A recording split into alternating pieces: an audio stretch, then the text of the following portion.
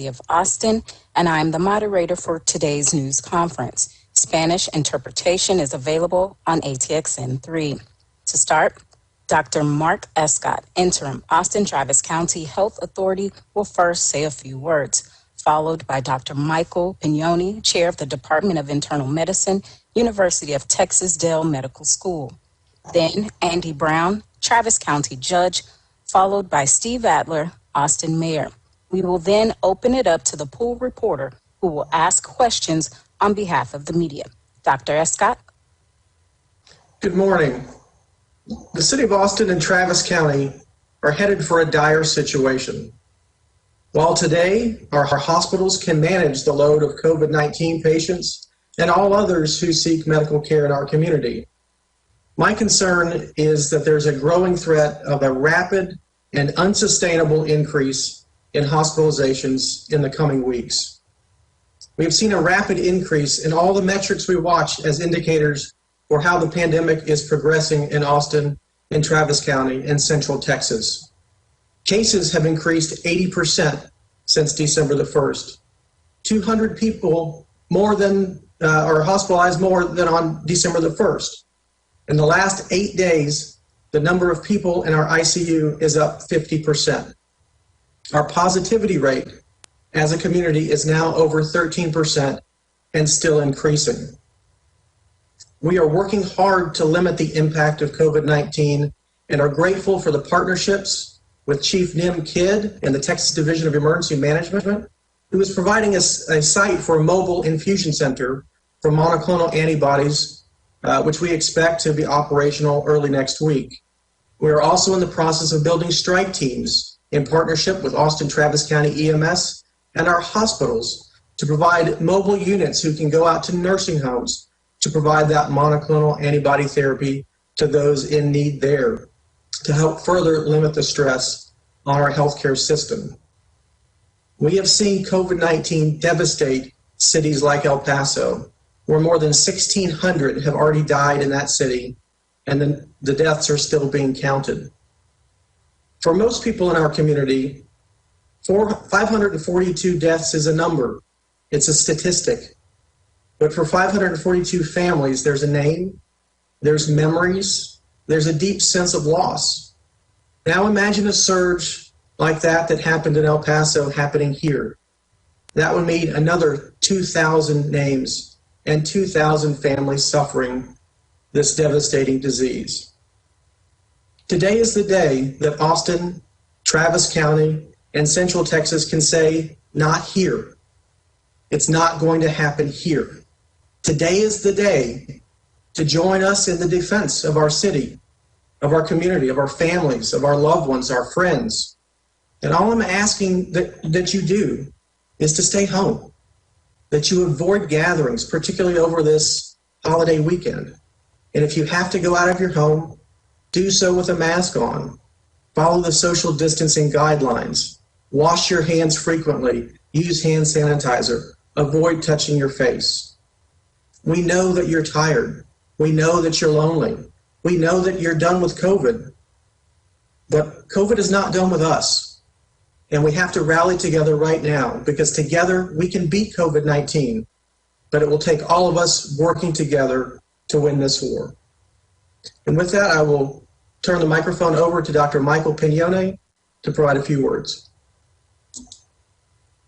Scott, I'm Mike Pignoni. I'm the chair of internal medicine at Dell Medical School. I want to echo a couple things that Dr. Escott said. First of all, we've done really well as a community up to this point in practicing the social distancing measures and other effective means of reducing the spread of COVID-19. We've avoided many of the crises and deaths that other communities have suffered. And for that, I'm very thankful to all the members of our community. I also want to be particularly thankful to all of our healthcare providers. They've worked so hard over the past 10 months. We've learned so much about how to take care of patients with COVID, and we've had really good outcomes. But I want to reinforce that's because we've done a good job as our community in not overwhelming our hospitals. As Dr. Escott mentioned, in the last month, all these statistics are heading in the wrong direction. We've had too many new cases, too many new hospitalizations, and too many people in the ICU. That puts incredible stress on our caregivers and is hard on the families and the patients themselves who have to spend time in the hospital, time in the ICU, time away from their families. We all have a role in preventing more cases. If we work really hard now, we can make a difference in the next month. Give us time to start vaccinating people and really turn the tide on this illness again, like we did in the summer.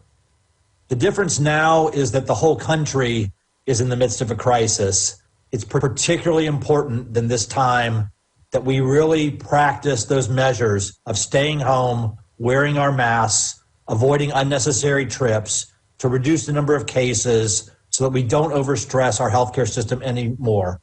Our providers are working hard, but they're tired.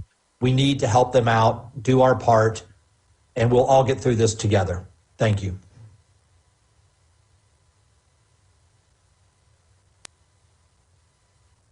Thanks. So with New Year's around the corner, we want to make sure that we're doing everything possible to keep the number of COVID cases as low as possible to prevent an unsustainable surge that could overwhelm our current hospital and ICU capacity. Our number one priority is to protect the health and safety of our community, and we believe that this order will save lives. The conditions that Dr. Escott described and the stories shared by the other doctor and Dr. Hayden yesterday call on us to do everything we can to save lives and to help the healthcare heroes who are serving our community. When Dr. Escott gets concerned, I am concerned. When Dr. Hayden, an ICU doctor and a pulmonologist, gets concerned, I get concerned. We've lost 542 people to COVID in our Travis County community. That's 542 families who are entering this holiday season without their loved ones because of this devastating disease, and we don't want to lose anyone else. And that's why last night, Mayor Adler and I issued new orders limiting dine-in food and beverage service between 10:30 p.m. and 6 a.m. This order is set to run between December 31st and January 3rd. And under this order, businesses will have to end indoor and outdoor dine-in food and beverage services between those hours, but they can continue doing contactless services such as curbside, drive-through, takeout, and delivery. And I would encourage everyone to take advantage of those services and to help our restaurants get through this period by ordering curbside, drive-through, and takeout delivery. I know that I will be doing that. We are also asking the public to stay at home as much as possible. We're working hard to prevent a crisis of understaffed ICU beds in Travis County. The dangerous trajectory of new cases, hospitalizations, ICU occupancy, and positivity rates is real, and it's right now. It's happening now. This order is intended to be as narrow a curtail as possible to curtail the behaviors that we know are contributing to the spread of COVID. People eating, drinking, and celebrating without a mask on with people with whom they do not share a house, with whom they do not live. This order is only for 3 days to help the community turn the corner on the very dangerous trajectory that we're on. In addition, we are working with the Texas Division of Emergency Management and the governor's office to try to bring a mobile infusion center to Travis County. And this is something that when people in a high-risk category test positive for COVID, they can get an infusion, which in many people will reduce the severity of their symptoms. This is arriving today to southeast Travis County. It's an 18-wheeler. It's a trailer, basically, that is modified to provide these services. And I'm going to work with the governor's office and the Texas Division of Emergency Management and Dr. Escott and everyone else to make sure that this gets up and running as quickly as possible. We have a team working to ensure the rapid mass distribution of the vaccine to the public over the coming months. And let me add, the equitable distribution of the vaccine over the coming months. We've asked for all of you to sacrifice a lot this year. And right now we're asking you to cancel your New Year's Eve celebrations, as this is not the time to gather in person with people outside of your homes. We're all very tired, but we're also very close to being in a better place. The vaccine is around the corner. We need to stay vigilant and continue to save lives, including those of healthcare workers that are sacrificing their well-being to care for COVID patients. So please stay home as much as possible and do not gather with anyone outside of your household. When you go to work or to run errands, wear a mask. Wash your hands often and watch your distance. And then I'm going to say part of this in Spanish. Estamos en medio de la temporada festiva. La Navidad y Hanukkah acaban de suceder. Kwanzaa está sucediendo ahora. Y mañana entramos al último día del año. Como ha sido el caso después de cada temporada de vacaciones, esperamos que aumente la cantidad de casos de COVID-19 en nuestra comunidad. Pero lamentablemente también nos estamos acercando peligrosamente a agotar nuestra capacidad de camas en la unidad de cuidados intensivos. Y esta pandemia ha afectado de manera desproporcionada a nuestras comunidades latinas y afroamericanas. Con el año nuevo a la vuelta de la esquina, queremos hacer todo lo posible para mantener el número de casos lo más bajo posible para evitar un aumento insostenible de nuevos casos y no abrumar la capacidad actual de nuestro hospital y unidad de cuidados intensivos. Nuestra orden está programada para ejecutarse de 10:30 de la tarde hasta 6 de la mañana, entre el 31 de diciembre y el 3 de enero. Los negocios tendrán que finalizar los servicios de comidas y bebidas dentro y fuera del establecimiento entre 10:30 de la tarde y 6 de la mañana. Pero pueden continuar vendiendo comida para llevar. Hemos perdido 542 personas a causa de COVID en nuestra comunidad del condado de Travis. Es decir, hay 542 familias que perdieron un ser querido debido a una enfermedad devastadora. Pero los peligros de no tener camas en la unidad de cuidados intensivos con suficiente personal no es algo que queremos ver en el condado de Travis. Les hemos pedido a todos que sacrifican mucho este año y ahora les pedimos que cancelan sus celebraciones de Noche Vieja, ya que no es el momento de reunirse con gente fuera de sus hogares. Todos queremos lo mismo, unas vacaciones felices y saludables. La vacuna está a la vuelta de la esquina y debemos seguir haciendo todo para seguir salvando vidas, incluidas las de los trabajadores de la salud que están sacrificando su bienestar para atender a los pacientes con COVID. Gracias. And I'll pass it now on to Mayor Adler. Judge Brown, thank you. Dr. Escott, Dr. Yanni, thank you. The situation in Austin is now critical.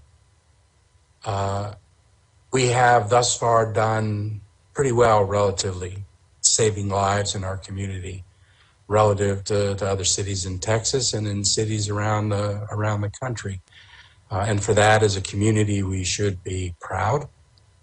We should also recognize that the reason that is true in Austin is because at crunch time, our community has been one that's been willing to step up, has effectively stepped up in order to push back surges when they have happened. We are now facing our most dangerous surge, the prospects, the indications that we could be facing something more severe and more extreme than what we have seen in the past. I want to make real clear that this is not about government and it's not about politics. As Judge Brown said, we are listening to the doctors, to the scientists, to the scholars, to the educators, and they are telling us, and they are telling us all, they are telling you that each of us must act, and we must act now to save lives. You know, we just heard last night from the 3 hospital systems in our city, Ascension Seton, Baylor Scott and White, and St. David's. And they said, quote, "We must ask the public to embrace a sense of urgency." And that's true. And that's what we're asking the public to do now. But the public can do this not because we're asking, but because they're seeing the same numbers that the doctors and the physicians and the experts are seeing. And Dr. Escott went through those, the extreme increases that we're seeing in the numbers. Most seriously, I think, an over 50% increase in our ICU beds in the last 8 days. We're now up in the 130s. The hospitals have told us from a planning perspective that we should not exceed 200 ICU beds with COVID patients, or the system is overstressed. And we've gone from 84 up to the mid 130s in 8 days. You know, when you sit across the table with someone not wearing a mask, it's dangerous. And that's why the focus of the order that Judge Brown and I entered at the suggestion and advice of our physicians and doctors and experts, Dr. Escott, Director Hayden, is to limit in as narrow a way as we could act opportunities for people to be up late, sitting across the table from one another without their masks on, which is what happens at a restaurant or a bar. What we are finding, and what the numbers indicate, is that this virus is spreading at social gatherings, which means that people get together with their extended families, with their neighbors, with their friends, and they relax, and they take off the masks. It's almost as if we're willing to wear the masks when we're around strangers, but when we're around people we know, we take the masks off, we don't show the same discipline. Somehow or another, we think that if we know the person, they're less likely to be carrying the virus. And that's just not how this virus works. This virus does not know who is our friend and who is our family. This virus goes after everybody. So we're asking people, especially with respect to social gatherings, show the discipline, wear the masks, social distance, and stay at home and celebrate and be with your family as the safest option that you can take.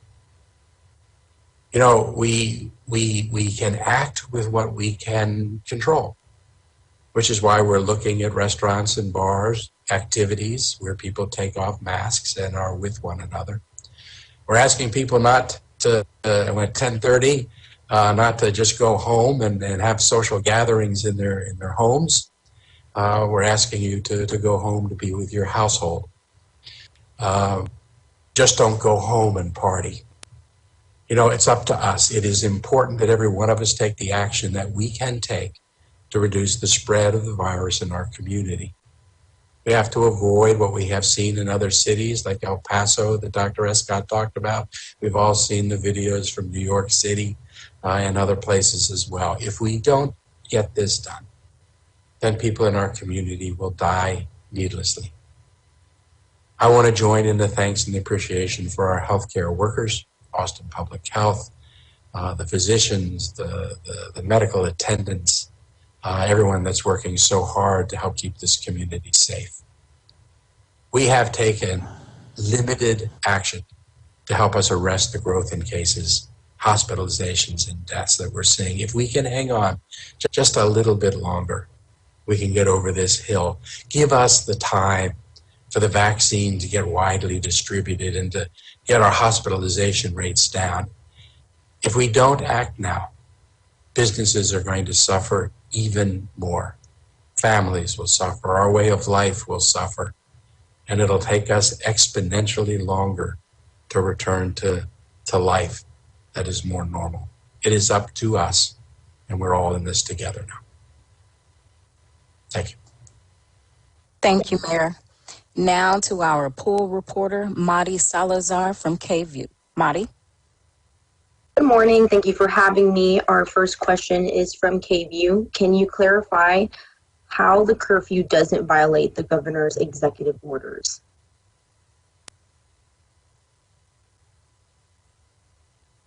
They're telling us that it does not violate the order because it's just an operational constraint. And the reason that we're doing this is because it focuses on the activity where people are together without wearing masks. And that's what the experts tell us is the single biggest point of potential risk. So we have a narrowly tailored order that focuses on operational change to protect against the most dangerous situation that we can control.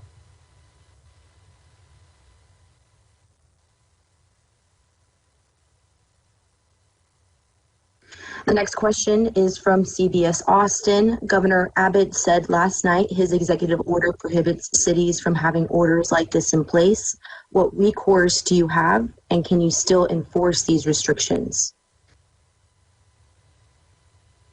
Again, what I would say is that, we know what happens next, the lawyers and system will work through those. But our plea is to the businesses and to the people that live in this community. We know what it will take for us to reduce the risk as much as we possibly can. And it's people being around other people without their masks on. So we're asking everybody to help assist in every way that they can, to limit those kinds of activities. Certainly, late at night here as we go into the New Year's Eve weekend, urging people to celebrate this weekend at home with their families.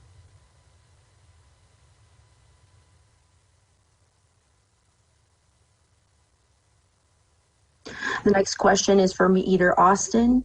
How exactly will the restaurants and bar curfews be enforced, especially since there have already been bars and restaurants that have expressed that they will continue to host their New Year's Eve events? Who is in charge of these enforcements? Will officials go around to entertain districts after 10:30 p.m. to make places actually close?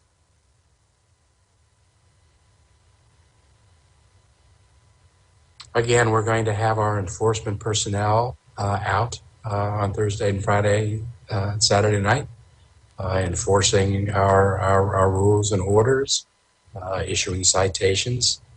But this is also a message that we want the community to be able to hear. Our hope is that businesses will close. Our hope is that people won't go out to businesses that are open late, and that everyone in this community will do everything they can in a selfless way to try to keep this community as safe as we can make it and to avoid as many needless deaths as we can. Let me just add on to that. It's important to realize that the state of Texas is in a crisis situation as a state. We have more than half of our regions with hospitalizations greater than 15%. Today in Texas, COVID-19 represents 1 in 5 of every person hospitalized in the state of Texas. It's important that we understand that the policies that we have had have not worked to curb the spread of disease. They have not worked to curb the spread of people needing hospitalizations and ICU care. It has not worked to curb the deaths associated with COVID-19. Now is the time to look at the policy again. Now is the time to reconsider those decisions so that we can protect Texas. As the mayor said, we have vaccine rolling out daily across the state of Texas. Now's the time that we have to protect ourselves. Now's the time that every single hospitalization and death is preventable. We have incredibly effective vaccines, 95% effective at preventing transmission, about 100% effective at preventing severe disease. Now is the time to tighten the belt. Now is the time to push the trends down. Now is the time to save lives. Not next week, next month, or in the spring sometime. It's today. And we as a community in Central Texas and across the state have to understand now is the time.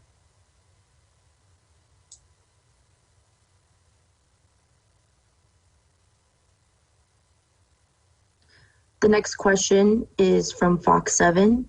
How do you think this is going to keep people from hosting big parties at their homes? Will enforcement staff be visiting homes? I'll start by saying I don't think there's intention of having the police drive through the neighborhoods, but obviously there's a state order, there's local orders limiting gathering sizes to 10. We're asking people to do the right thing. We're asking people to love your neighbors and to not hold those parties which we know are dangerous. I'll tell you, I'm not a lawyer, but the public health is telling you those are dangerous. If people hold them anyway, then I think they've got to be really concerned about potential liability in the future should one of their guests become ill, one of their guests be hospitalized or die from COVID-19. The message is very clear. It is dangerous. And we are at a time when we have to limit the risk as much as we can to avoid an overwhelming surge where by the end of January we need 1,500 hospital beds and more than 500 ICU beds that we just don't have.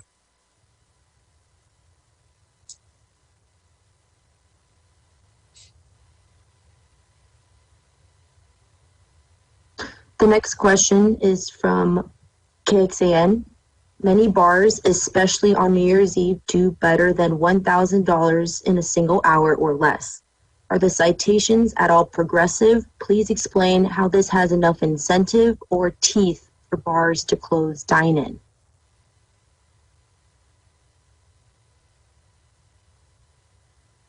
The tools that we have to help facilitate and put into effect the advice and suggestions that are coming from Dr. Escott and from the physicians and the experts are what the tools are. And Judge Brown and I and others will do everything within our power to keep the community as safe as we possibly can, using whatever tools are available to us. But one of the big messages here, I think, is that we're never going to be able to enforce our way to compliance levels in the city that are really necessary to keep us safe. That's going to involve the individual choices that people make about where they go and they don't go, and that businesses make about how they operate and what they do. So a big part of what's happening here today is to send a very clear message to everyone in our community that everyone here is dependent on one another to try and keep this community as safe as we possibly can. One of the big spikes that we're looking right now that Dr. Escott has shared is the increased positivity in our community, which has gone up by almost a third in the last week or so. That's an incredibly high number. And the age group that's seeing the greatest rise in positivity are people that are over 80 years old. And we know that when people in that age group get this virus, the chances that they will not survive are the greatest. This is a concern. The numbers everywhere you look are a concern. And it's important for the community as individuals to understand that, because it is only by our collective action that we can save ourselves.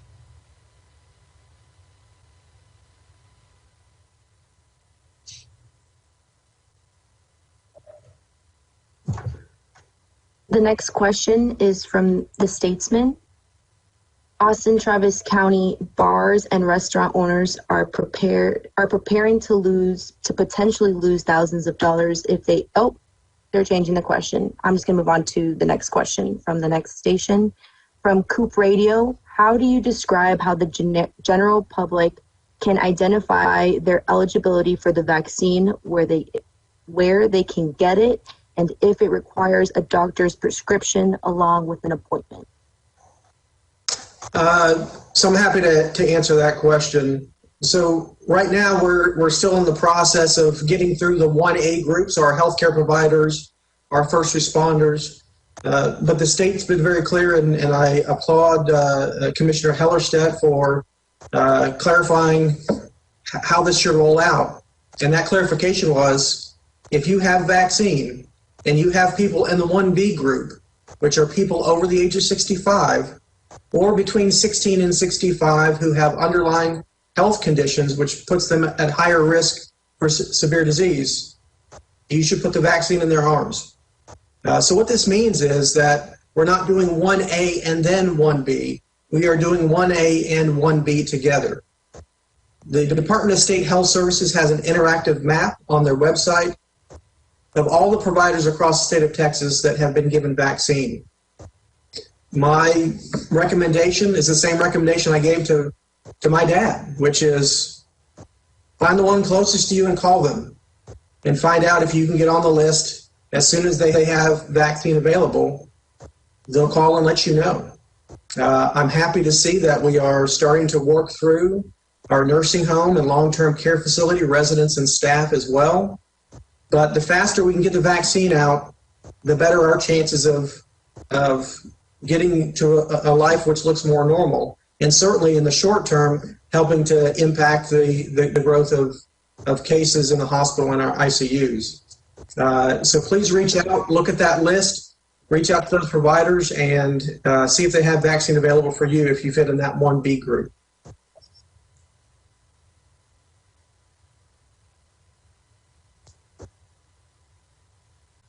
The next question is from the Statesman. Mayor Steve Adler vaguely mentioned lawyers getting involved when talking about the new curfew and the governor's response.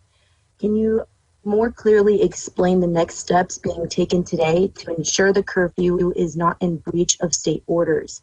Is there a chance that these local orders will be called off tonight? To clarify the comment that I made, it was the question was asking about a legal question, and I was suggesting that that's for others to decide. At this point, what Judge Brown and I are trying to do is to put into effect what the medical professionals and educators and physicians are telling us what we need to do in order to best try to keep the community safe. And that'll continue to be our direction. We're doing it in a way that our lawyers tell us is appropriate.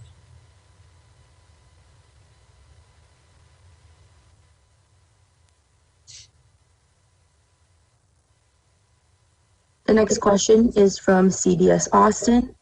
Are you considering extending this business curfew for other weekends until the surge goes down, considering there have been pictures and videos that have gone viral showing packed bars? What resources are you making available for bars and restaurants that would be losing out on a lot of money from New Year's Eve?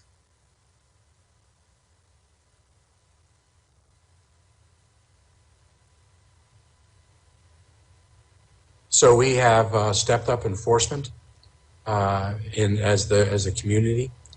In fact, it's possible for people now to get a list of locations that where it's been necessary to give warnings and then citations. And people can look at that and decide whether or not those are commercial establishments that they want to support. And we'll continue those kinds of enforcement efforts. And mostly what we will do is to continue to make sure that we're bringing the information and data to the community, the advice of the doctors, so that each one of us individually can make decisions about how best to keep our families safe and how to do our part to keep the entire community safe.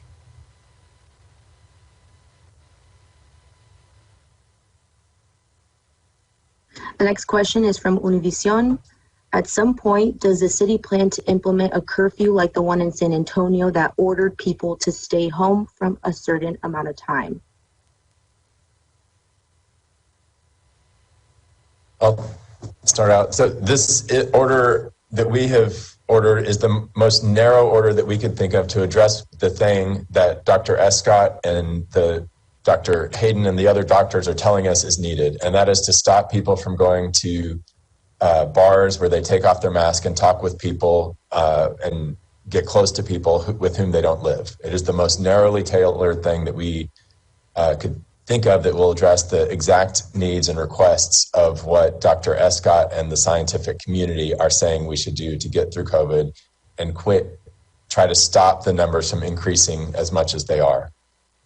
So that's the direction we went. And our hope, again, is that this and people's efforts countywide will help lead to lower numbers of people in the ICU because of COVID.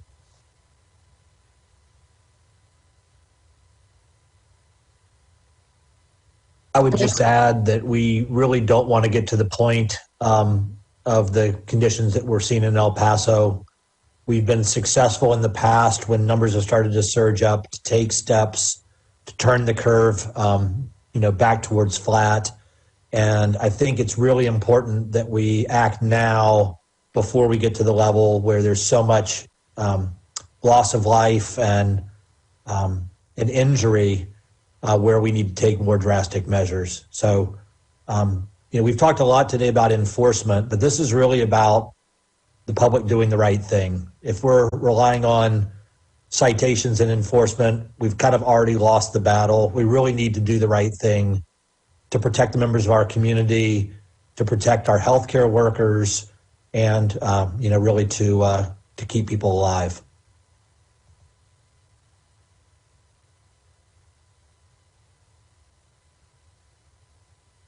The next question is from KXAN. Please explain the context for bringing in these mobile infusion centers. How much of this is due to waning hospital and ICU staffing? Who will operate these centers, and who is eligible/targeted for treatment? So I'm happy to take that question. So the mobile infusion center is going to be provided to us through the Texas Division of Emergency Management, who will be providing the staffing as well, and we're grateful for their partnership. We have been working with our hospital systems who have been providing this monoclonal antibody therapy at their facilities, largely at their infusion centers. The challenge we have is, as we've been discussing, the hospitals are extremely busy right now. And, we continue to stress the ability to do things like provide the prevention therapy. That's why we've been working with the Division of Emergency Management to help us provide this external facility that we can direct patients to who qualify. That's individuals over the age of 65, as well as younger individuals who have significant underlying health conditions. There are some specific criteria, and there are screening processes for those. So we are working on an automated screening process for those people who test positive that were tested through Austin Public Health to alert them that they may be a candidate and can be referred for the therapy. For others, we're asking our physician community to refer folks to this center once it's operational, so that we can get folks through this center and hopefully prevent severe disease and death. This therapy has been shown to be successful at reducing the risk of severe disease and death from COVID-19. So we're hopeful that it will help contribute to decreasing the stress on our healthcare system.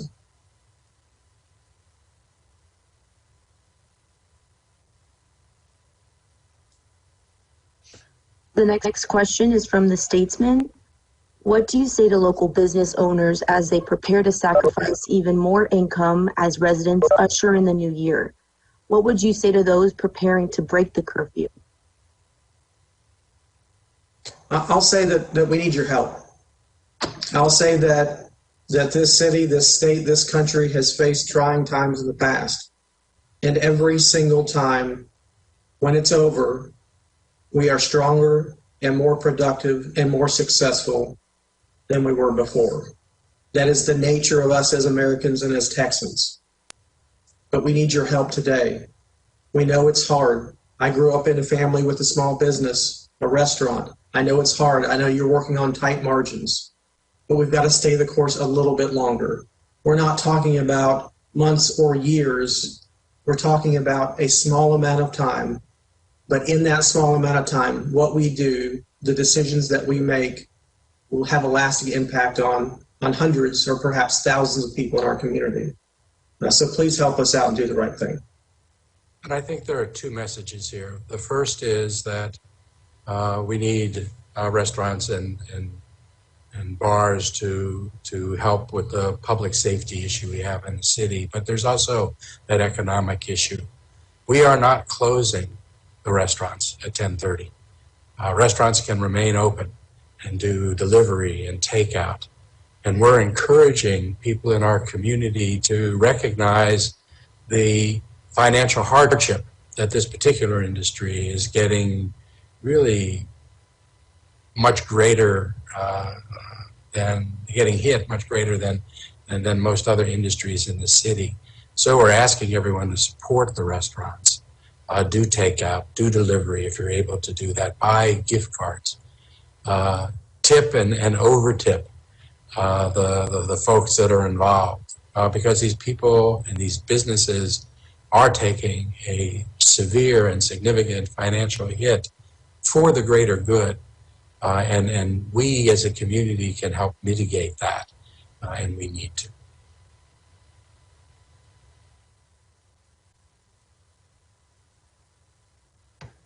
All right, panel members, this is the last question from Coop Radio.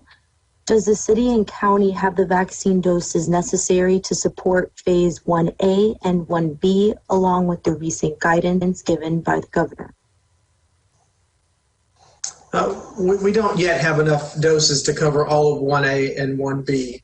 1B is tens of thousands of people. I will say that I've been very impressed with the work that our hospitals have been doing. The UT Dell Medical School, UT Health Austin, Ascension Seton, St. David's, Baylor Scott and White, they're doing a great job of getting vaccines out as quickly as possible. I'll tell you that the state's reporting data on vaccines is way off.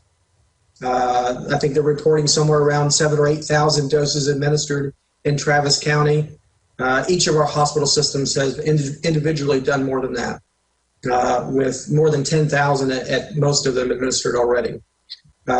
There's a data lag in that reporting, but rest assured that the providers that have vaccine are getting it out the door as quickly as possible, and we can expect in the coming weeks that more and more vaccine will be available for the 1B group.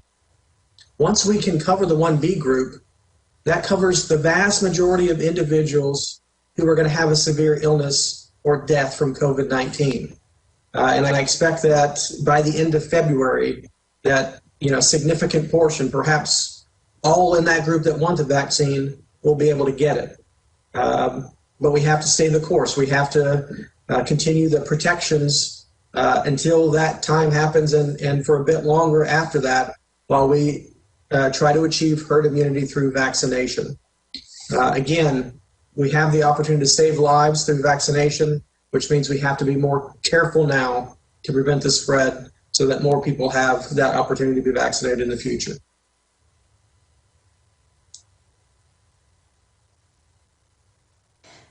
Thank you, Dr. Escott. That concludes our news conference for today. We'd like to say thank you to Dr. Michael Pignoni, Judge Andy Brown, Mayor Steve Adler, and to our pool reporter, Mari Salazar from KView. Thanks for joining us. Have a safe day.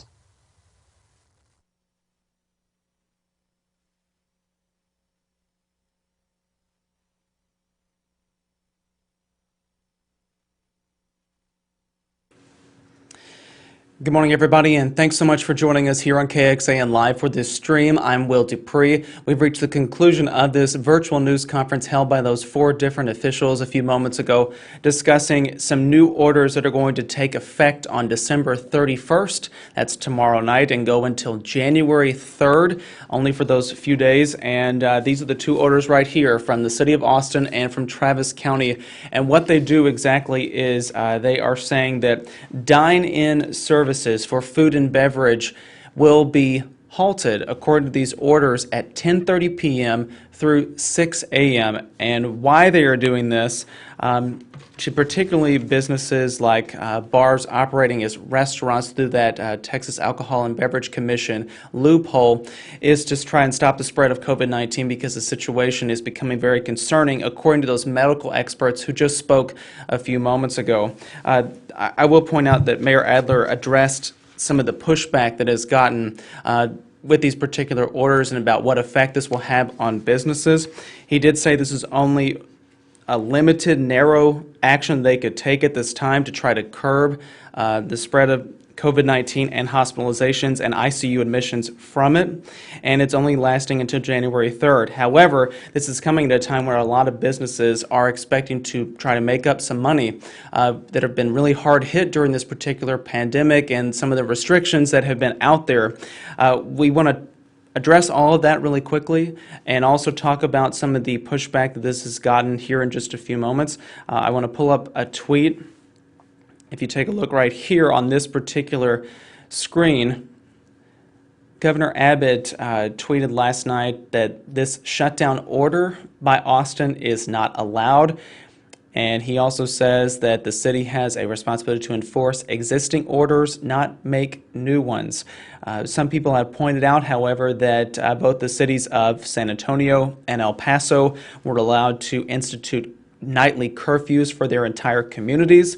And the governor is allowing his most direct criticism to be directed at Austin because of these orders affecting businesses here in the community and in the county.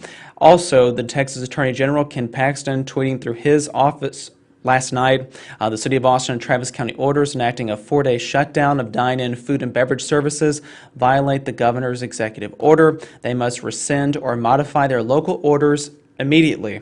However, as you just heard from those particular officials a few moments ago, they do not have any intention to do so because of the concerning situation with COVID-19 and the effect that it could have on hospitals here in our area in the coming days and weeks. I want to show you really quickly where the situation stands here in our community with infections and hospitalizations. If you take a look right here, Travis County now has 4,687 active cases of the coronavirus. There were 697, let me get that correct, 697 new cases reported yesterday alone. That is the highest since July 9th. We had 2 more deaths reported yesterday, bringing that total up to 544. There have been 477 more recoveries after people became infected with COVID-19. That brings up the recoveries now to 44,417. And then there in the right-hand column, you see that we have 434 people currently hospitalized with COVID-19 in Travis County. That is the highest total since July 24th. We now have 138 people who have been admitted to intensive care units. That is the highest total since July 27th. So again, why they were holding this news conference and addressing that and issuing these orders, this is why the concerning trend is happening. And there finally you see 72 people are requiring machines to help them breathe after they became diagnosed and infected with COVID-19.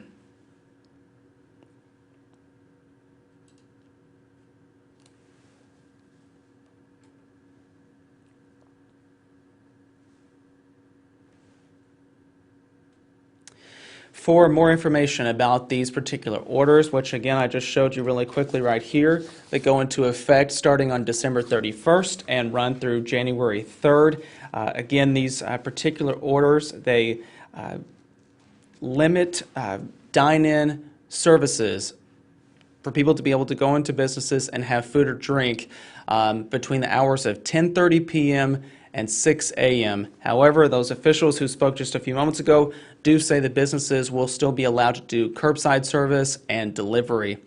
If you'd like to know a little bit more about what particular information is included with that, as well as some of the other pushback that we've gotten and reported on here in the last few hours, you can go to our website. We have a full detailed list of this information and our reporting so far on this, and we'll keep following it today.